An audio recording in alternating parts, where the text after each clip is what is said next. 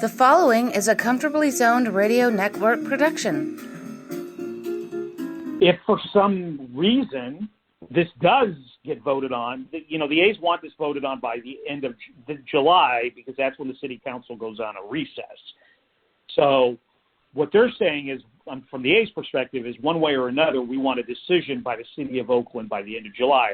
Are they going to approve this, or do we start, we're going to start looking anyways, but we want How are they going to get people into that location? A gondola, Ralph.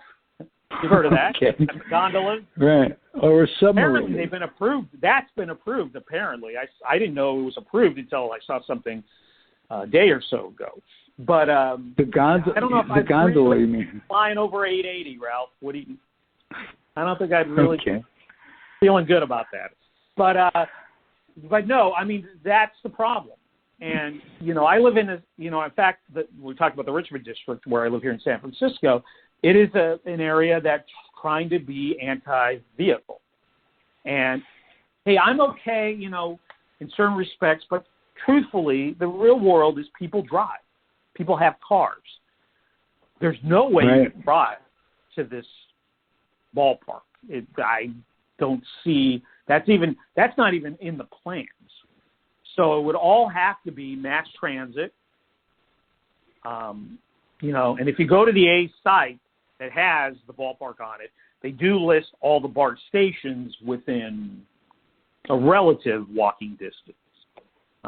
But you have to be accessible to BART. But it's going to,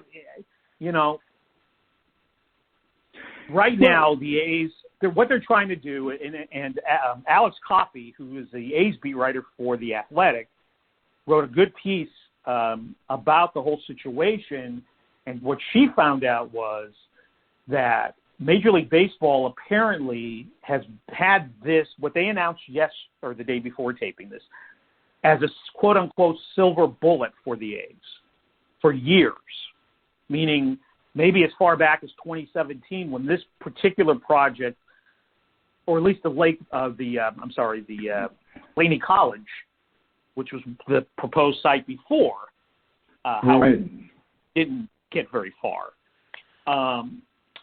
According to her story now, MLB has said, when you are ready, when you've had enough with dealing with the city of Oakland, use us as the bad cop, or the silver bullet, as they put it, to come out and say, this is not acceptable anymore. The Coliseum is not a feasible location.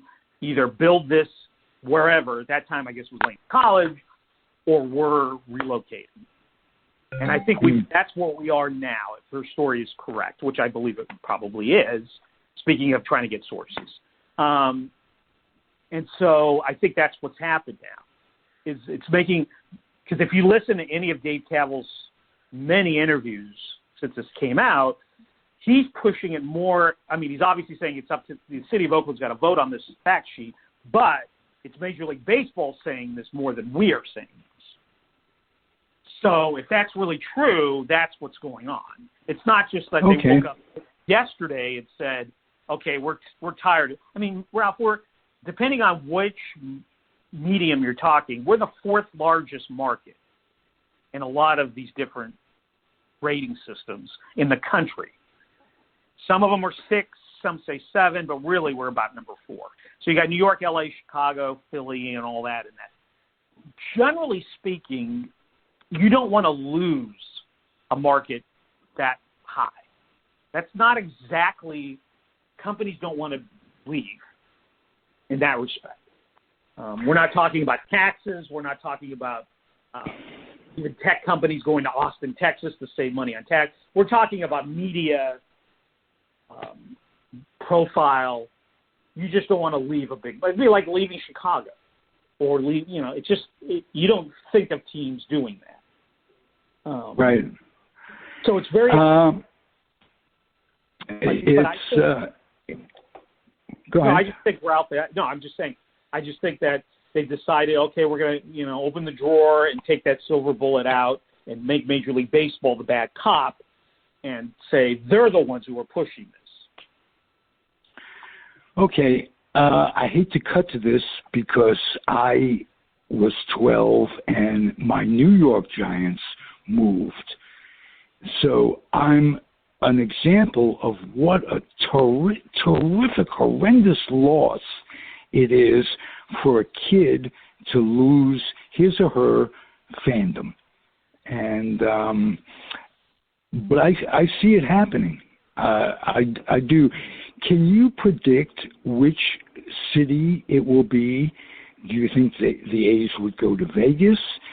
Do you think they could make some sort of deal now that it's come to push or shove with the Giants, who would be really hurt if the A's left, to go to San Jose to renegotiate that?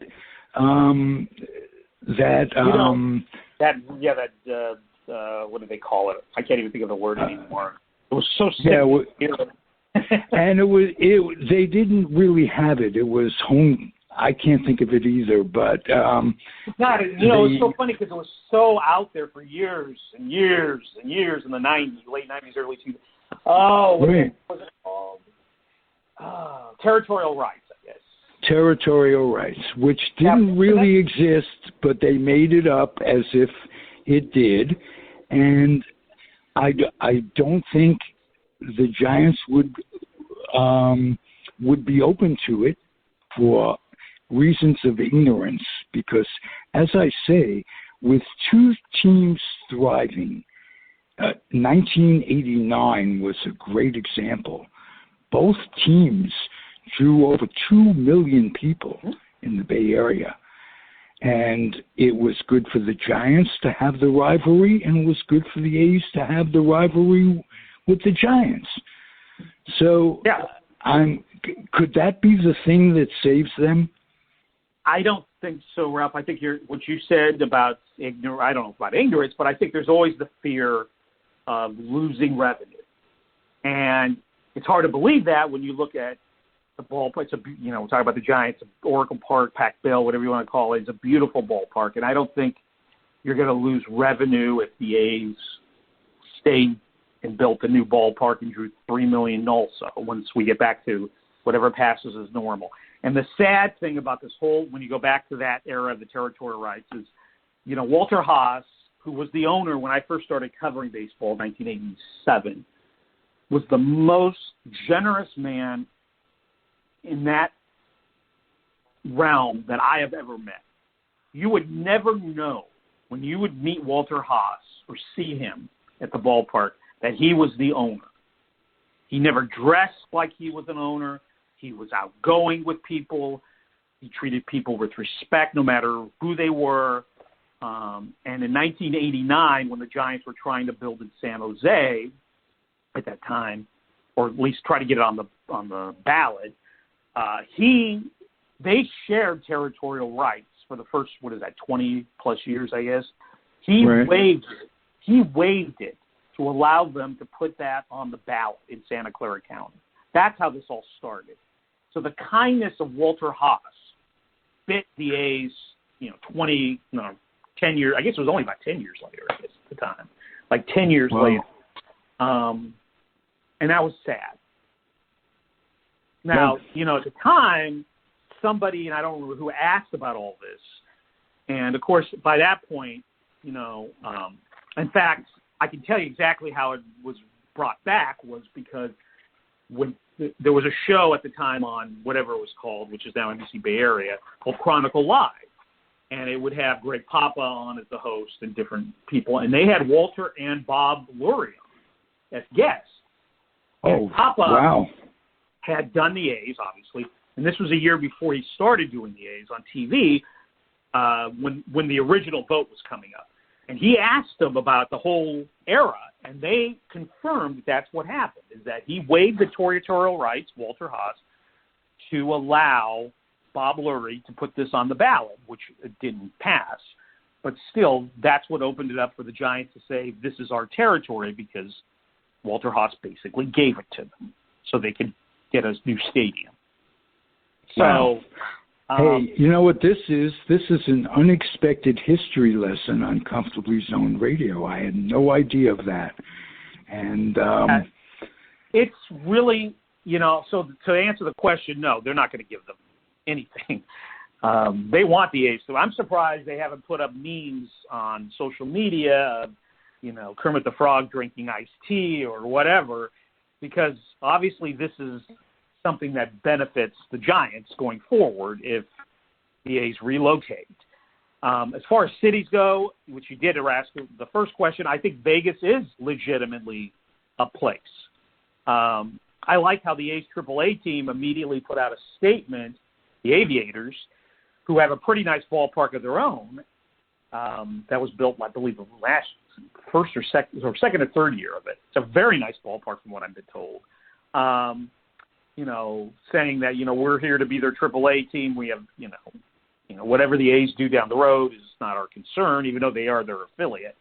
But I do think Vegas does have a real possibility because of what's happened with the Golden Knights in the NHL and, of course, the Raiders, who are doing very well as revenue-wise in that stadium. So, no, I think Vegas would probably be the leading. I think MLB sees Vegas now that betting is part of the deal now.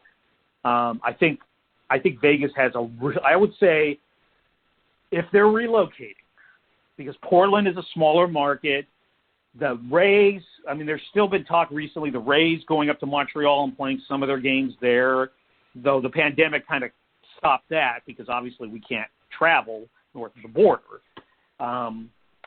So I think I'd love to see a team in Montreal, not the A's, but I think Vegas is the most realistic. I think they would probably throw that money. I don't have it on top of me what the amount is with the Howard Terminal project, but I would imagine they would throw that amount and then some to get them to Vegas. That's my thought. Okay. And Major League Baseball, I think, wants to go there. Let me just say two things. First of all, ask you two things. When Max Venable's kid played in the majors, did that make you feel old? Yes.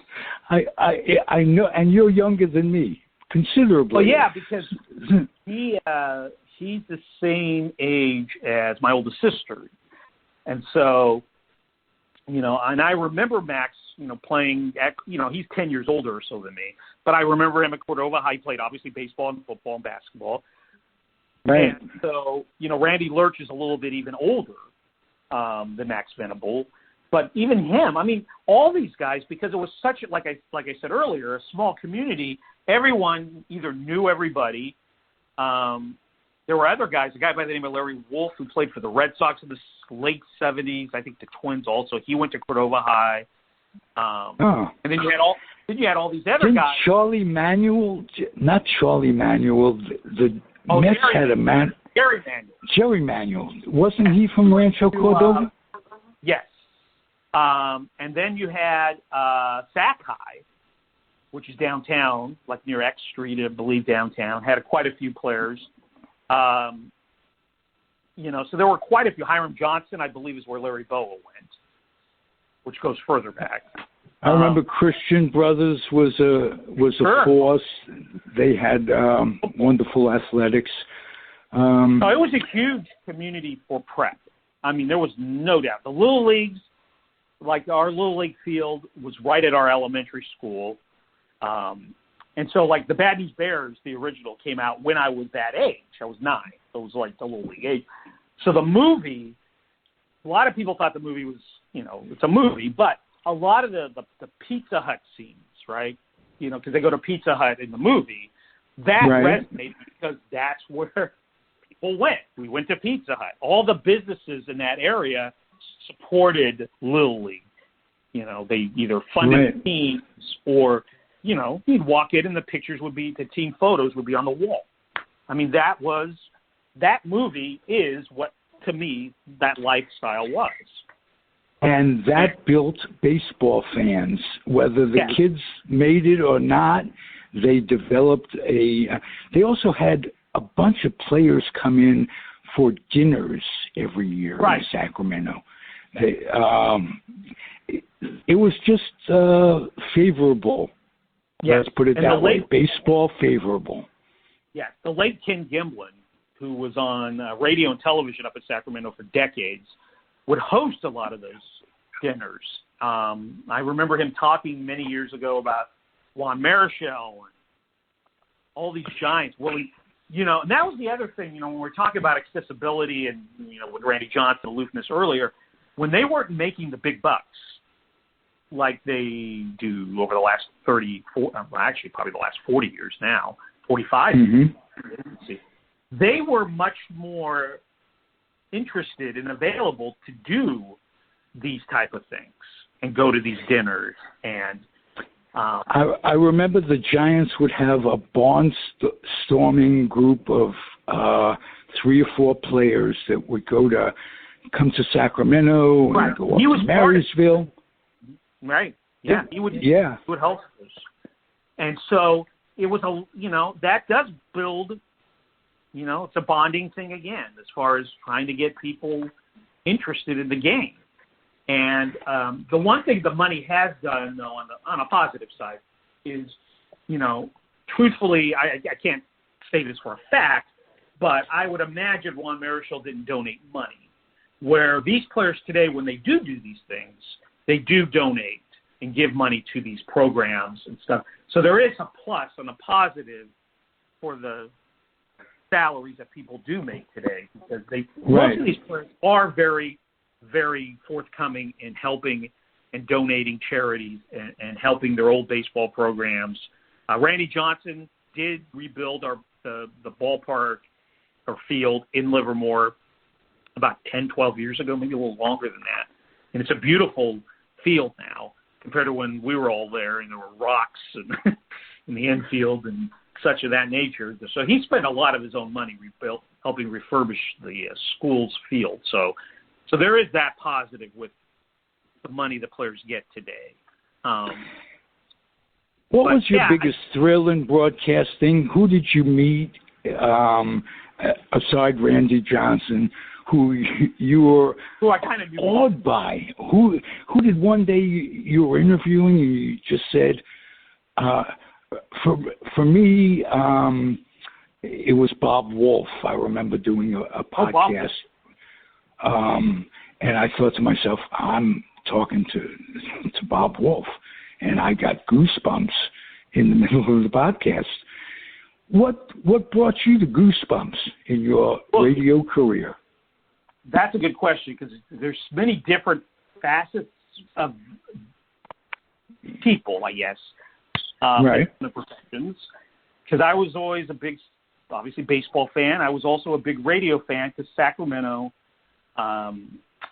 mentioning Rancho Cordova, we had the music director of the top 40 station at the time was KROY, and he lived on our street.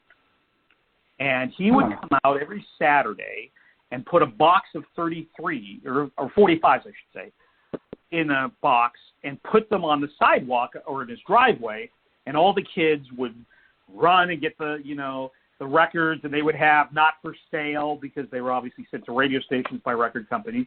And at that time, this was an era where people still, it was all records, and, it would save you, I don't know what 45s cost, 75 cents, $1 to actually get the records, as opposed to going to the store and buying them. And so I was fascinated just with the not for sale on the records, let alone the records themselves. And I talked to him at the time.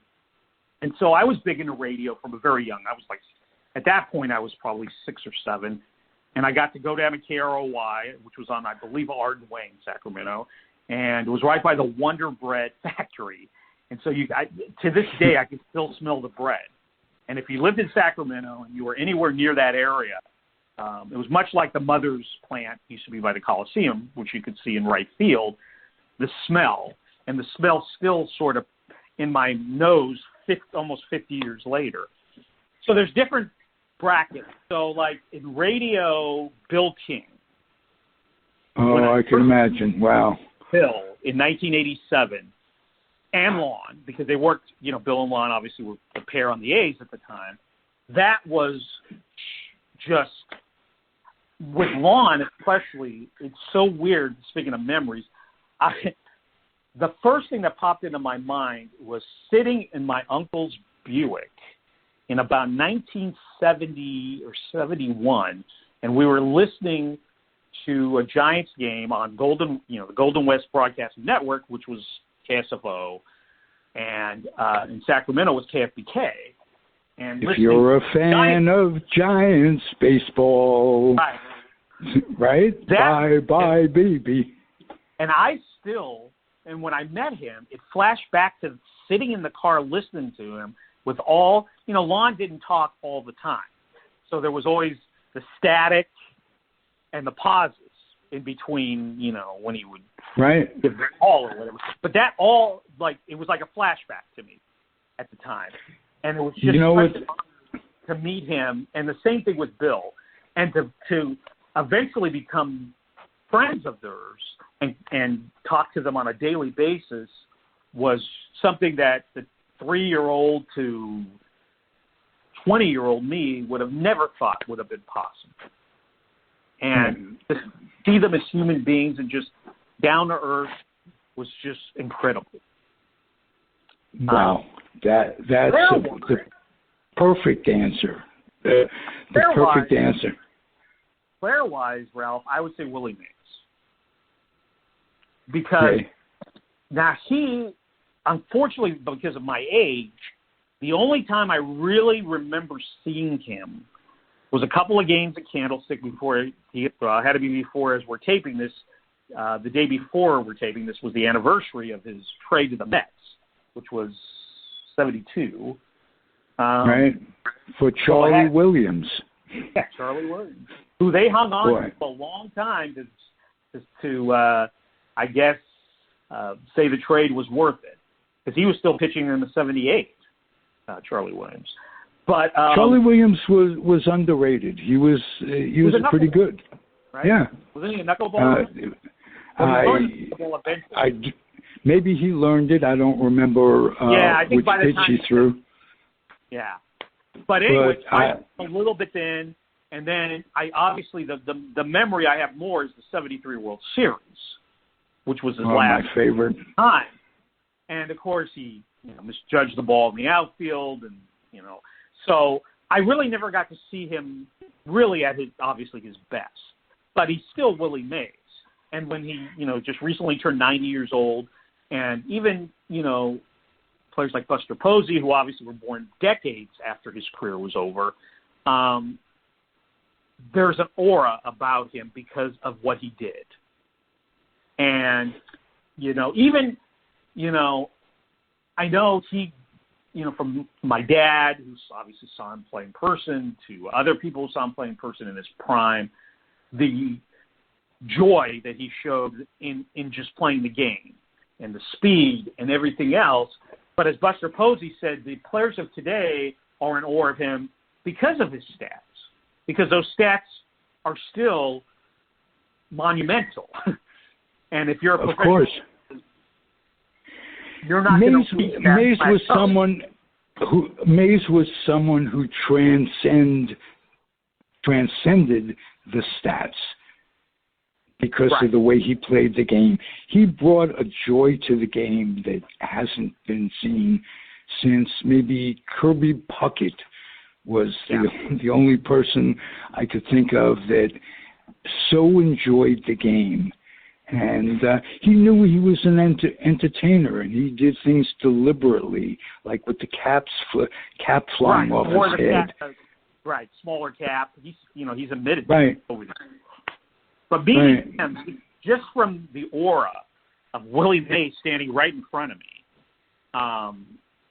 and at that time he was still playing. They still were doing old timers games, and he could still hit in these games. I mean, he would hit balls off the wall. I remember one game in Coliseum. He must have been, I want to say 56, 55 at the time.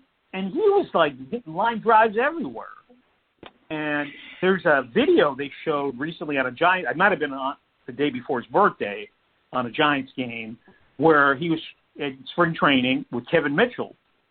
And it was the year that Kevin Mitchell made the barehanded catch in '89. I remember.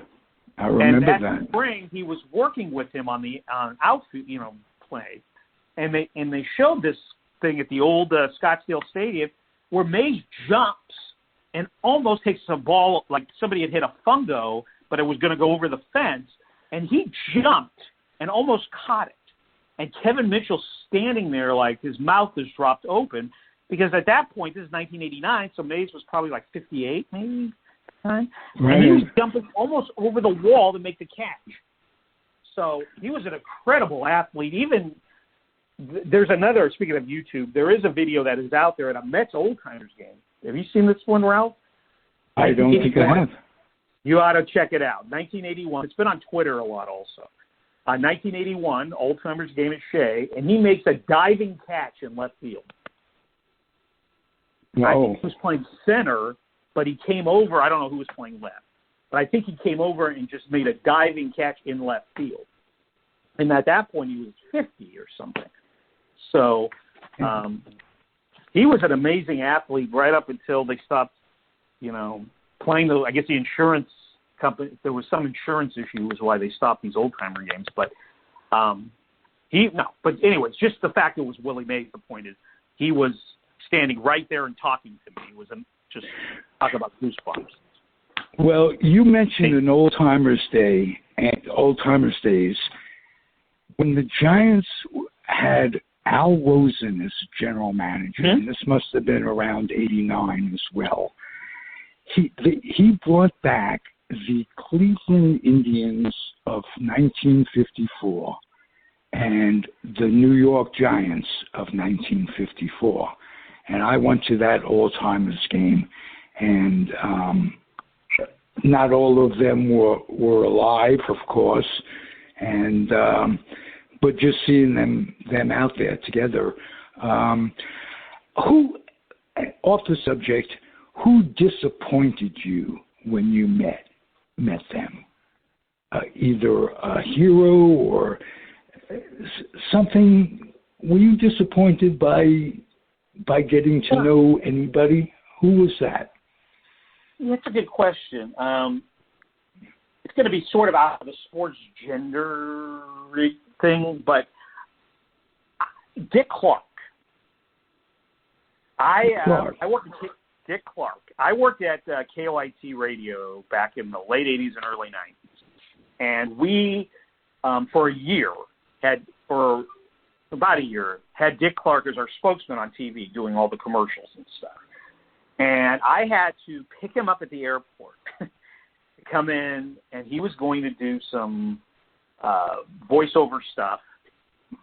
And he was extremely rude. And that's putting it mildly. Really? Yeah, he was very ego-driven, at least at this point in his career. So that was disappointing from that perspective. Sports-wise, I really... No, it's not necessary that you complete that sports-wise. Let's end it on a positive... Ralph, it's tough because current athletes, when they're playing a game, you obviously every time you interact with somebody, you want it to be a pleasant experience. But when you're dealing with a player in the heat of the moment, there's going to be friction sometimes. I'm trying to think of players from my childhood. Most people that I have met have been very good, very friendly. I'm trying to really think of somebody I would have not idolized, even I thought of as a huge presence in my life that was really a jerk. I can't really think of one. And I think, again, when we talked about Randy Johnson earlier, I think people mellow out. I mean, I heard Bob Filler. Bob Filler was a little tough to get to know, so to speak. But I had a few, very few interview or type things with him, and he seemed okay. I mean, maybe knowing that. Okay, let me rephrase this. It'll be the final question. besides Willie Mays, on a positive note, who were you awed by? Baseball player. Ooh. Well, Willie Mays, obviously. Obviously, and this doesn't have to be who did you enjoy interviewing because of who they were, not necessarily the greatness of their careers. Who came through to you? Tony Gwynn. Oh, nice. Tony Gwynn was the best interview, and I think I posted this maybe on Twitter because his birthday, the anniversary of his birthday was the other day. He was the most gracious person I ever interviewed. He would talk so much that by the time the interview wasn't even finished, but my arm from holding a microphone for whatever amount of time, and the microphone would start to, my muscles would start to hurt a little bit. But he was the most friendly, outgoing with his time of anybody that I've ever dealt with. And it's just, it was really sad that he's no longer with us. And, he couldn't give his insight on the game and coach. Oh, what a representative he would have been for baseball. Baseball really could use him. And it's hard to believe he's been gone almost 7 years now. It's unbelievable. But he generally, trying to think of really good, there's a ton of good interviews, Ralph.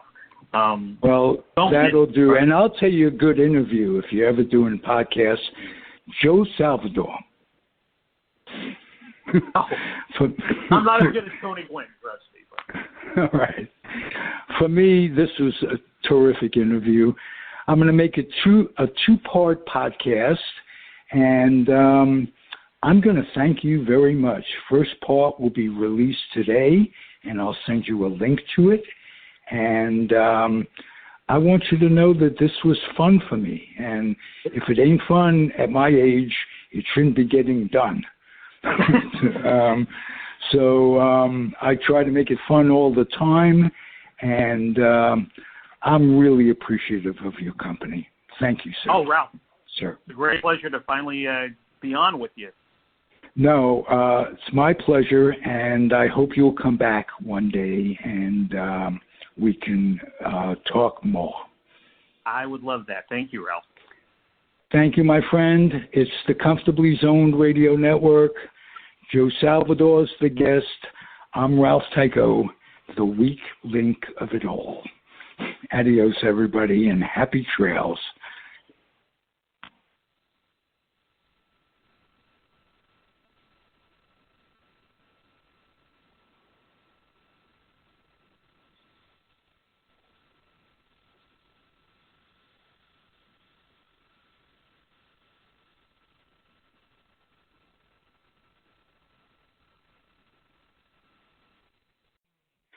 The proceeding has been a Comfortably Zoned network production. You are advised to keep your dreams wet, your humor dry, your children and grandchildren out of military recruiting offices and off the laps of clerics who wear dresses. Thank you for listening, everyone. Happy trails.